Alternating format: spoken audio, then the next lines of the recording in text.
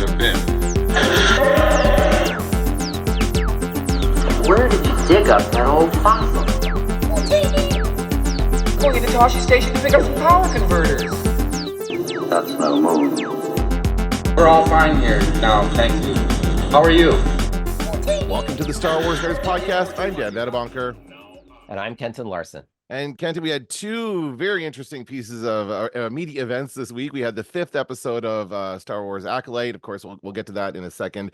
Probably the best episode of the series so far, would you say? The least worst episode. There you go. That's the way to put it. Okay. that we also had of this show. Before we get to that, I want to talk a little bit about last night's presidential debate, the first presidential debate. This is kind of, we're putting on our media nerds hat here. First of all, Kenton, did you watch the debate? I couldn't bring myself to do it. Oh, I season 3 of The Bear was competing with it. And The Bear makes me feel good and hopeful, whereas, and as I understand it, my worst fears were confirmed. Yeah, I got into it I wasn't sure how long it was going to be, actually. I didn't get any information. So I started watching it, and then when I realized it was passing the 1 hour mark, then I'm like, oh, okay, I'll just get the highlights, because it was pretty much the same thing. You had Biden is old and stumbling and can't finish his sentences because he's freaking in his 80s, and what do you expect under those conditions? And Trump he's lying for the most part. They've got a bunch of people fact checking. I thought that was really interesting. They had all the fact checkers going through. I mean, it's everything he says is not true. But I was more interested in how people were watching it. I thought it was very interesting that the way this debate was broadcast or streamed online was much different than the way the last one was in 2020.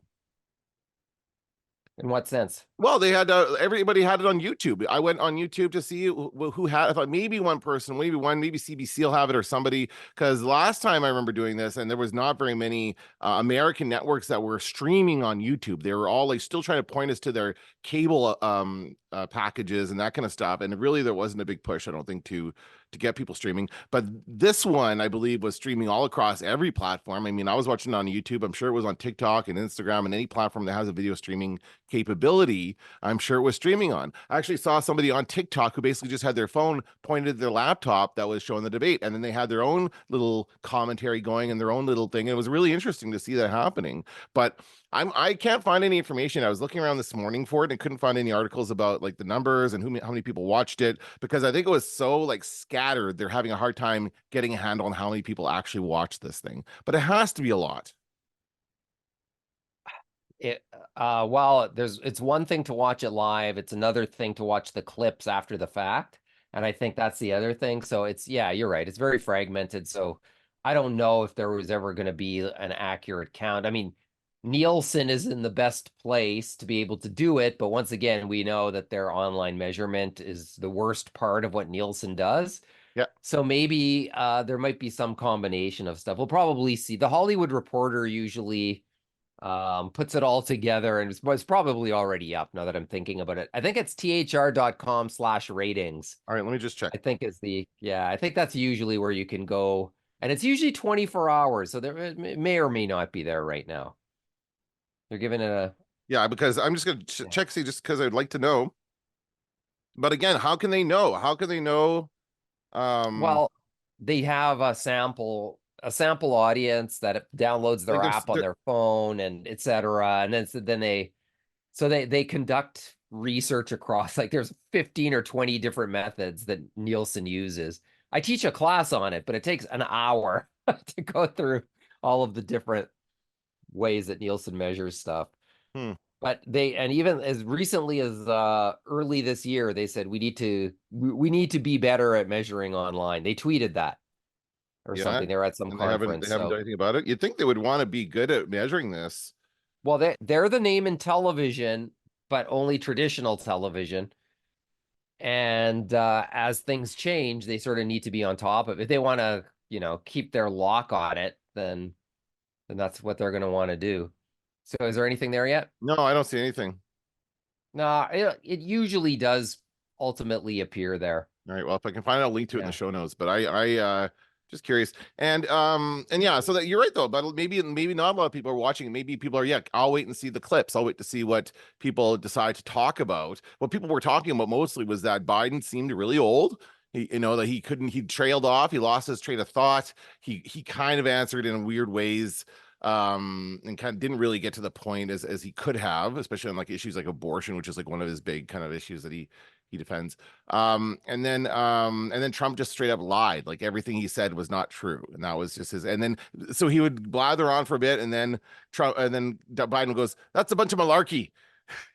I've never heard so much malarkey. I like it when he says that. Yeah, yeah. I like it when he says that. Yeah, but I just can't. I find it too depressing. I haven't gone to the United States since Trump won the first time, and things aren't looking up for me visiting any time. Maybe for the rest of my life, the way things could potentially go. There. I just find it too depressing. I really do. And we've seen this story before. We've seen the candidates.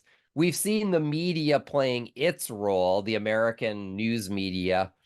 And I'm not, you sort of look at it and go, yeah, one of them is openly speaking about being a dictator. You know what I mean?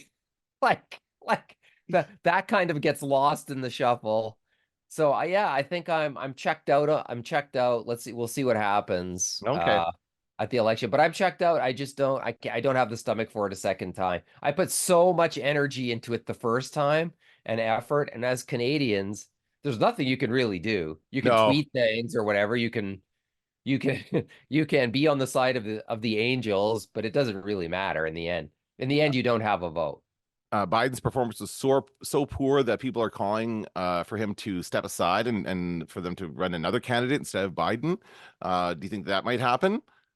Well, Oprah could save us. Bruce Springsteen could save us. I was thinking of the list today. I mean, Tom Hanks could save us. Nobody, no, they don't want to. Those people do not want to be president. They're already rich. They do not need to be president. They might have to be, is my point. Okay. It doesn't matter what they want. What, Oprah doesn't want to be president? Too bad, Oprah. Step up. Get in there. Have a seat. I mean, basically, if you were to have somebody who strongly appeals to women, that could be the difference. Yeah, that could be a quick way to differentiate yourself. And that would be the first time, if that does happen, and it would happen at the convention, the Democratic convention coming up in a few weeks. He would have to step aside. Biden would have to actually step down and say, I'm not going to do it. And then he would probably endorse somebody that would probably replace him. And then they would go ahead and try and run this person against Trump, because Trump is definitely the candidate for the other side. Well, Biden could differentiate himself if he does step down by saying, I believe in what's better for the country than in what's better for me. Yeah. And that right away separates your party from the other party, where it's all about one guy. Yep. So there's ways that could happen. I don't know. It's depressing either way. I feel bad. I feel bad for him, because it's not like he's been a terrible president. It's not like it's sort of like he's a victim of the media times he finds himself in. And it's like getting angry at somebody for being their age. That's what I'm saying. Like, he's in his 80s. He should be retired by now. He should not be doing this stuff. Like, this is not he is a victim of circumstance in some ways. If he doesn't run, if he does step down, it would be the first time that a president has not sought re-election in the second term. Like, that's all they always run. What? It's a long shot at best that'll happen. It really is. Well, it could happen, but it's a long shot.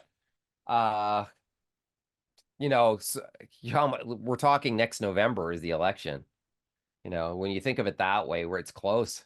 I have been watching Boardwalk Empire as I go through all the HBO shows that I never watched.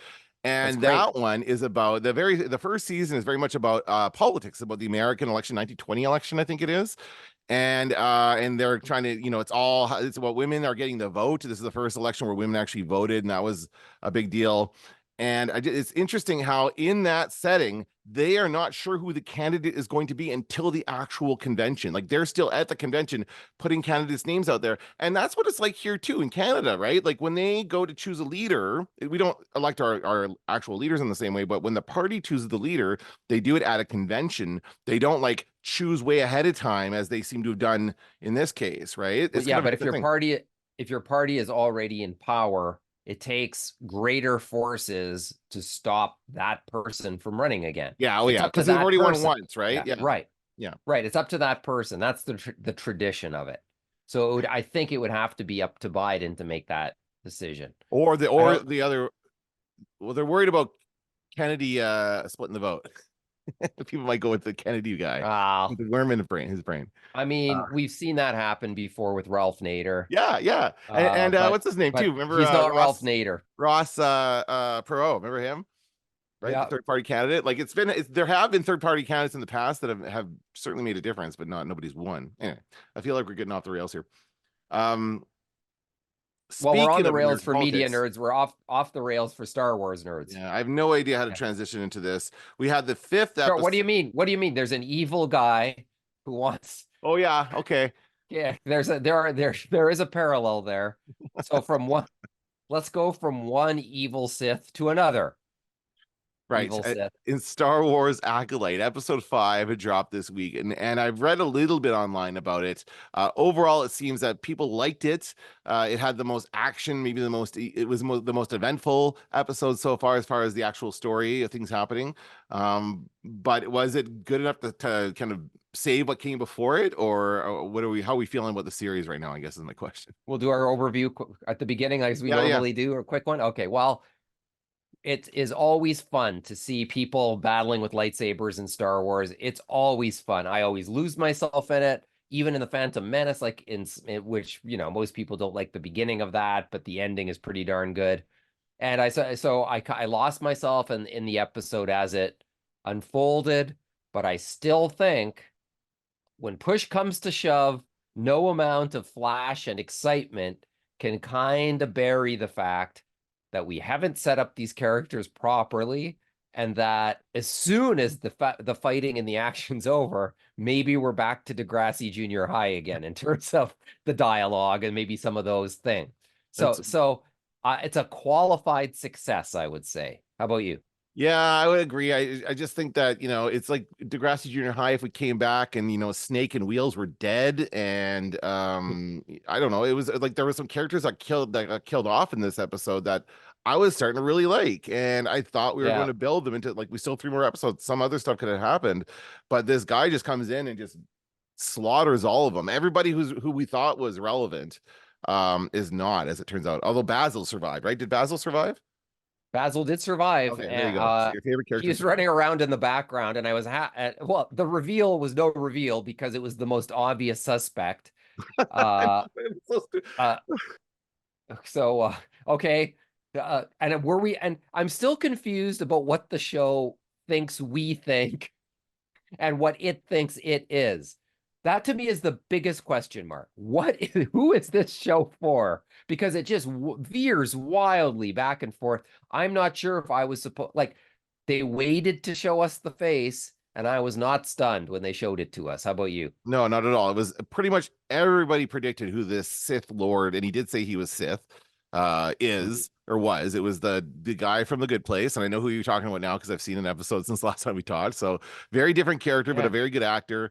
And yeah, it was no surprise. It was this guy. And so do you think, like, really what was the point of having him as this kind of side character so we could get to know him first before it's revealed? Because it certainly was not a surprise. Usually this kind of thing is meant to be a surprise and a shock for the audience, and it did not come in that for anybody, I don't think. Well, I think it's actually created some confusion because he says at one point, he says to Master Soul, "Don't you remember me?" And so now, and right away I was like, oh, is he trained as a Jedi? And then I was like, wait a sec, he could mean, don't you remember me from the poison shop from when you saw me when I was last week. Yeah, from last week. Don't you remember me from that? It's unclear. Don't you remember I thought me? you meant, don't you remember me from way back? I thought he was a former student or something. But then wouldn't he have recognized him from the shop? Don't you remember me from the shop a week earlier? Maybe I mean, that's your, yeah. Okay. I can't remember. I don't remember who saw. I remember Osha pretending she was May in the shop, and then there was I can't. Then I don't remember who else might have seen him at that point. So I don't. It's to me even that's unclear. That's like, and then what the hell? What are you talking about?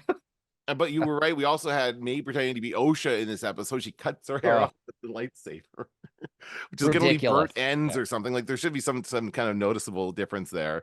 And that's enough. That's all you need. They're identical twins, don't you know? Yeah. Except in the flashback when they're not identical twins. They're definitely different looking in the flashbacks.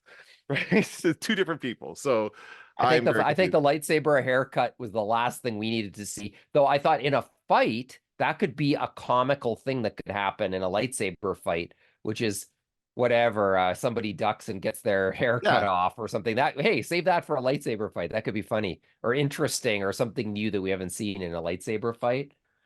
But there was, so the show starts, and they're all going crazy with the lightsabers. Now, did you think that lightsaber play, did it look right for Jedi Knights, or did you think it looked like they were just madly flailing around? Like, what do you, was it up to Phantom Menace level lightsaber?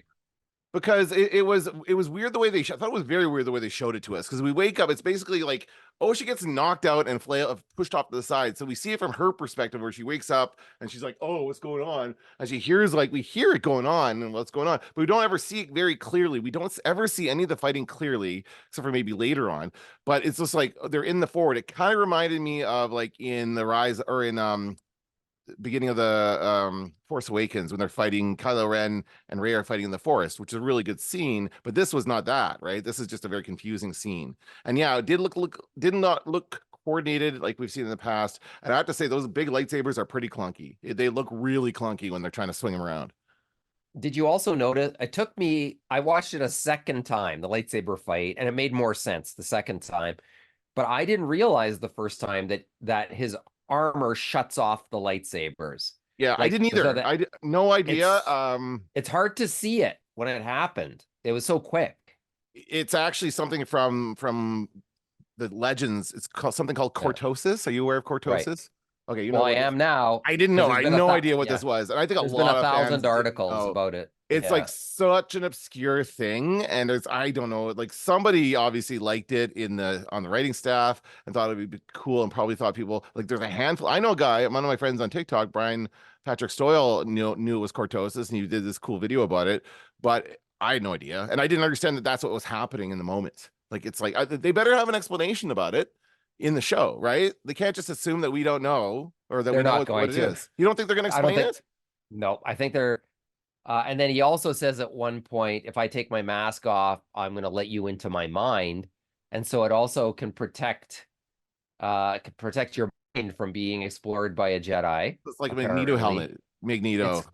It's kryptonite. I was thinking it's kryptonite before I knew anything. It's a way to make the Jedi a little less powerful if you have that metal, like Beskar, except for Sith kind of thing. Yeah, so I don't know. So they're fighting. Once again, I think the best part of the show, like the fight choreographers, have worked hard on this show. There's no doubt about it, because there's a lot going on at once. Maybe if there's a complaint I had of the fight, it was mostly, okay, now I'm going to run away over here. Okay, we're going to walk over here. No, we should turn around and go back.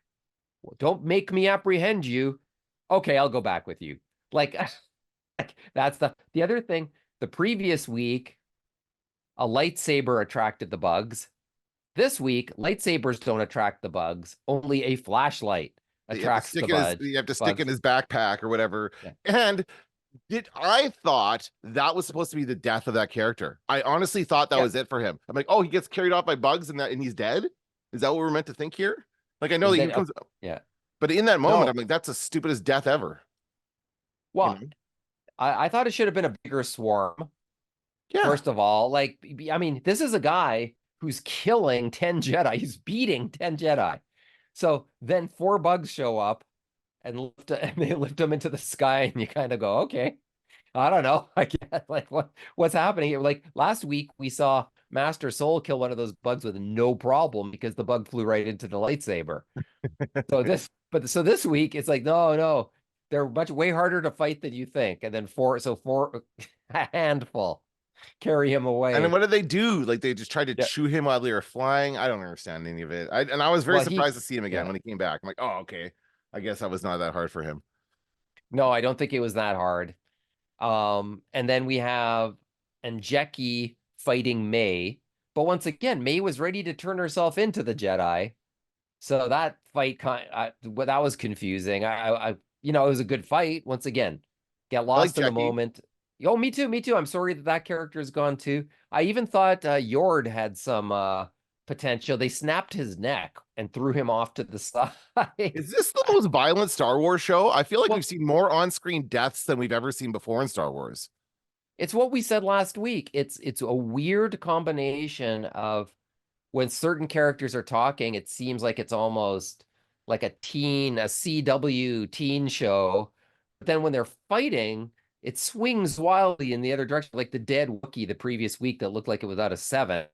And then and here too, you have deaths that are very like good for them. I guess I don't know how you get away with that on Disney Plus, but they did. But once again, the tone of the show swings wildly one way to another.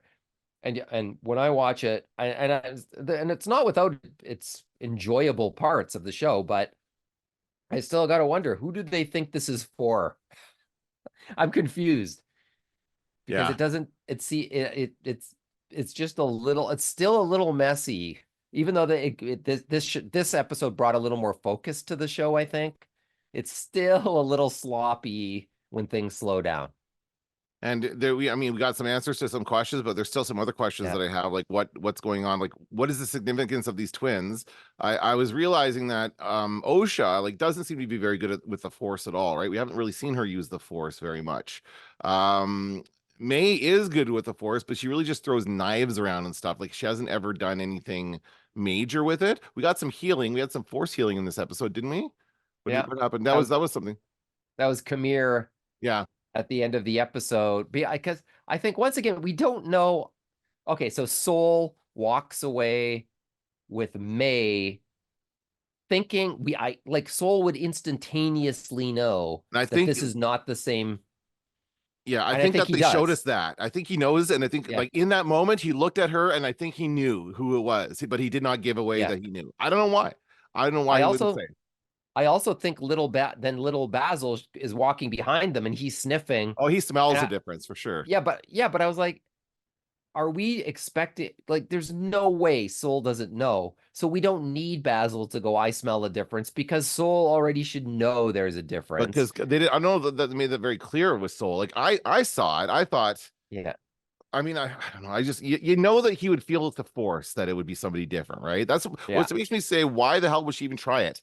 Like, why even do that, right? Well, I don't think Kamir cares which twin he's got as his acolyte. I don't think He he doesn't want cares either because one, right? He just and that's the first like we had heard the name of the show yeah. in this. So he wants the acolyte. He wants one of them to be his acolyte. He basically wants to start his own kind of Sith order, I guess, right? So we're He thinking. wants he wants his own acolytes. He wants the freedom to practice the force the way he wants to. Being And so he wants persecuted, his right. Oh yeah. Yeah, facing and religious persecution. yeah, that's right. And I sure hope the show doesn't. But it's fine if the bad guy thinks that that's what he wants, but the show better not agree with him, you know. And so far it seems like that's what where the show's been going, but maybe not. Yeah, But we don't also know who he thinks he's got there. He doesn't address the person by name. I think there's an implication he knows he's got Osha and I not think he May. knows that because Yeah. I think he knew immediately, like thinking back to him in the shop when we first see him and she pretends to be May, he knew who she was, and I think he knew who she was Yeah. immediately. So he's doing like he was just pretending. Same thing Soul's doing now, I guess, is pretending to go along with it to see what's going on. But I just don't see the Well, point of it. Where Soul, I like for the first no, guy, it's because we didn't know he was the evil master. For Soul, right. there's no reason for him to like not call him and say, "Hey, you're not Osha. Why are what are you doing, May?" And not just immediately say what's going on, right? Like it's weird. Osha also has that tattoo on her forehead. Oh yeah. So like, I don't know. Do they both? I don't know. I I think only Osha has that remember. tattoo. It's ridiculous. We better not find out that Soul had no idea. It better not be up to Basil to point that out because that a Jedi Knight should absolutely That's know. right. But maybe okay, so maybe Basil exists to let everybody know that yes, this is absolutely no, we already know. We know that the switch was made, right? We saw her cut her hair off. Yeah. Yeah, so Yeah. maybe I don't know. So Soul is not as obvious and maybe he'll see it later. I don't know. I don't Something. know. Once again, the fighting, you get lost in the fighting because it's cool. lightsabers are always cool, and some of the wrinkles they threw in there was kind of cool. But there's something else that was troublesome at the end of the show is Soul just turns on a heel and goes, "Come on, let's go to the ship," but he leaves all the bodies of the Jedi Knights just laying around everywhere. Not to mention some extremely dangerous weapons still laying around on the ground. And I thought at the very least there should have been, come on, first let's clean up, let's bury these bodies, let's Get do that, CSI and in then here. it just seemed a little callous. And actually when he turns around and says, "Let's go to the ship," you can actually see bodies, I think, laying around. So I don't think a Jedi Master would do that either. Would just leave the body lying No, around. absolutely not. Yeah, I don't know how they would handle that, but that's you're right. I agree with that. Man. So still some writing. I've seen people this week saying this show is so well written, it's amazing. I was like, I don't think the writing is great. I don't know that the order of the episodes is right at this point. Maybe it will ultimately turn out to be. I don't like the implication that the Jedi are just a different kind of Sith. And if it turns out that what happened with the witches was the Jedi doing what the Sith would do, then that would just kind of be disappointing. I think the Jedi are supposed to be like Christianity and like kind of forcing itself on, or maybe they're maybe not. Maybe like they're like guardians of peace. secular. The guardians of peace.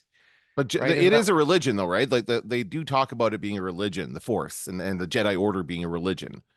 Grand Moff So Tarkin says that yeah, to he Darth wasn't Vader. us. He goes of that religion or something, but it's not. I don't know if anybody I don't think any Jedi has ever called it a religion. I don't Hmm, know. interesting. I'm not sure. I can't think of it Because it's offhand. almost like it's like the Protestants or the like the what are they called? The people who founded America, the Pilgrims who went Oh, the off to Pilgrims. practice Yeah, they wanted to be their own thing, so they wanted to right. split off and do their own thing. So these are like the Pilgrims of the Force, and so that's what I think that's what the witches are meant to be. The witches were seemingly peaceful. We don't know that they were peaceful, and we don't know what We their don't ultimate know. plans were for the twins. They had something planned. But they certainly didn't like, I don't know, they weren't like out to hurt people, I don't think necessarily, or conquer people. So, but they and the Jedi did come in and shut them down, say, no, you can't do this. So like they are very much being depicted as like the authority, like the strict authoritarian government, infringing on people's freedoms. I think that's what they're kind of trying to get at. And so you got maybe the Sith is like the MAGA crowd wants to fight against the established government, and then make the galaxy great again. Well, we heard on a previous episode, they said the master likes to collect people. Right. And I still don't think Kamir is. Yeah, I don't think he's the master. I think there's a Mr. Big Absolutely. who we still have yet to the actual master. Yeah. And Darth Plagueis quite likely, but it could also be, once again, it could be one of the mothers from the witch planet. It occurs to me could also be a Sith too. Yeah, I would actually like that better than Darth Plagueis. I would rather be something we haven't seen or something that doesn't exist. I think the more the show creates on its own is better. It's better than whatever it tries to copy from other Star Wars. And every time it tries to copy something or mimic a story beat, it doesn't achieve that, and it just kind of, we see it for what it is, and we don't enjoy that, right? So we're not. Most people are not liking the show, I think, for the most part. Well, I think this episode did a lot to turn people around. I think this, surprisingly, I have to say, it's surprising that something that was not liked kind of had a big rebound this week.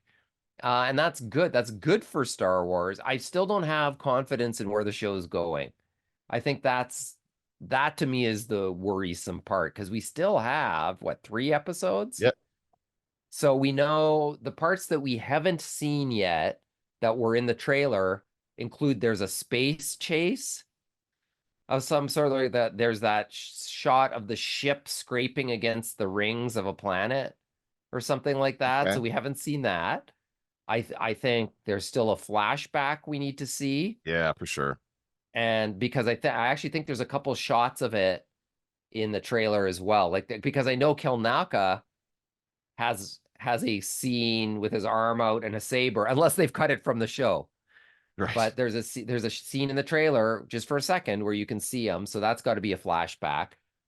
There's a space chase. There's Master Soul in a cave, igniting his saber. And I like his. By the way, I love his Yeah. saber color. I think it's the most Oh yeah. beautiful color of blue I've ever seen. Like it's so nice. That's like got to be my favorite lightsaber.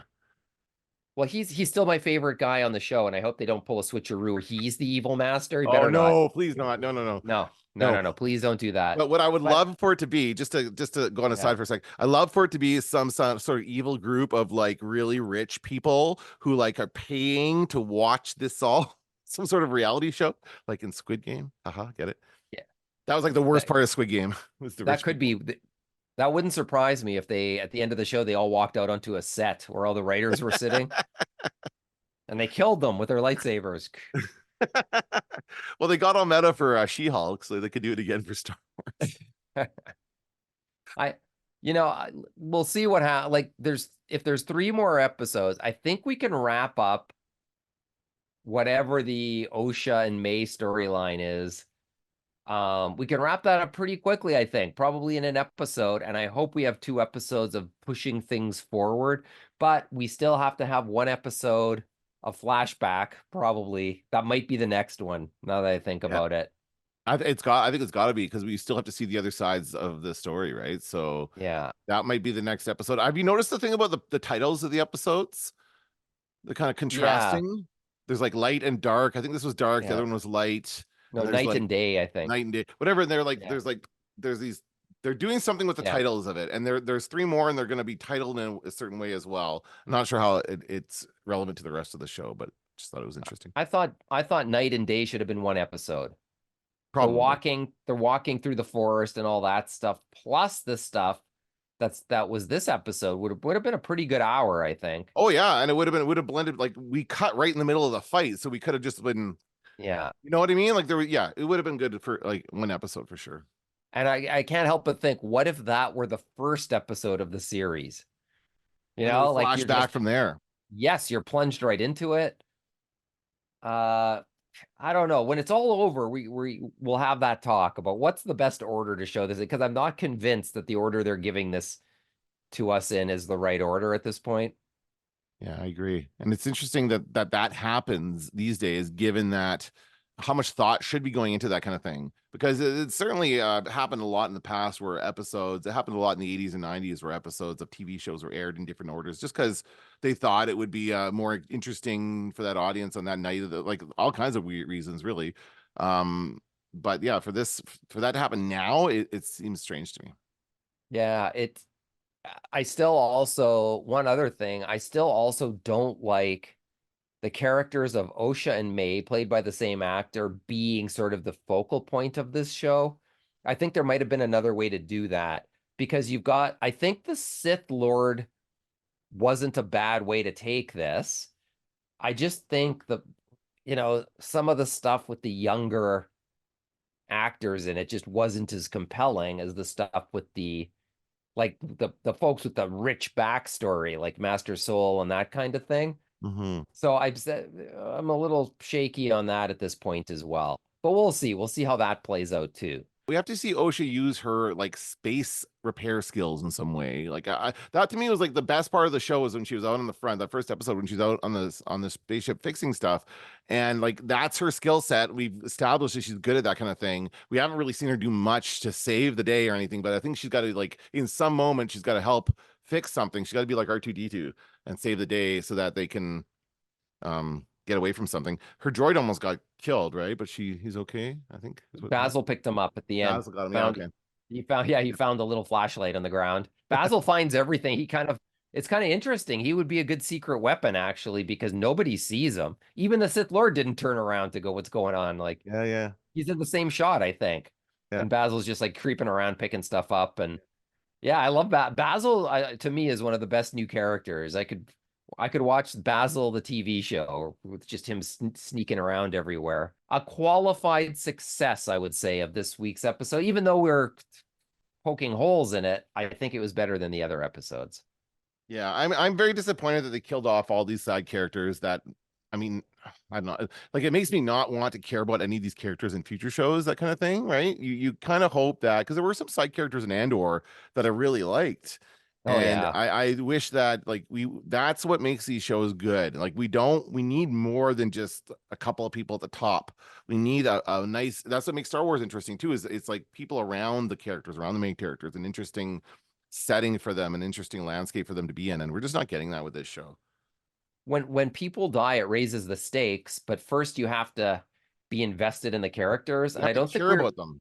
Yeah, we weren't quite there. Like, I was interested in Jackie and Yord as characters, but we don't have enough with them to fully appreciate everything that they bring to the table. Yeah. So it was cool. We got to see them be smart in the way that they fought a little bit, which was cool, but it would have been nice to once again like build that up a little bit more than what we were able to see. Yeah, I agree. I don't know. It's we'll see where it goes, but it's really been interesting anyway. A chase episode, a flashback episode, and lay the groundwork for season 2 episode. That's probably what we have in store.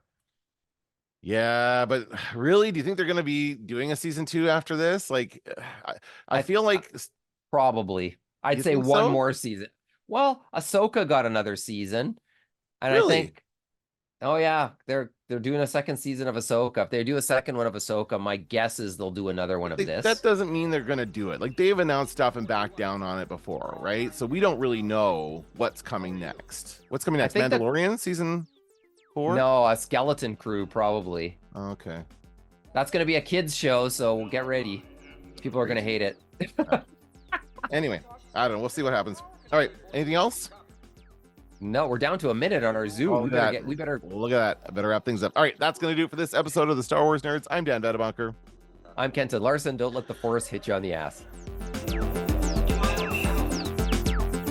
Going to Toshi Station to pick up some power converters. Now I am the master. I'm taking an awful risk there.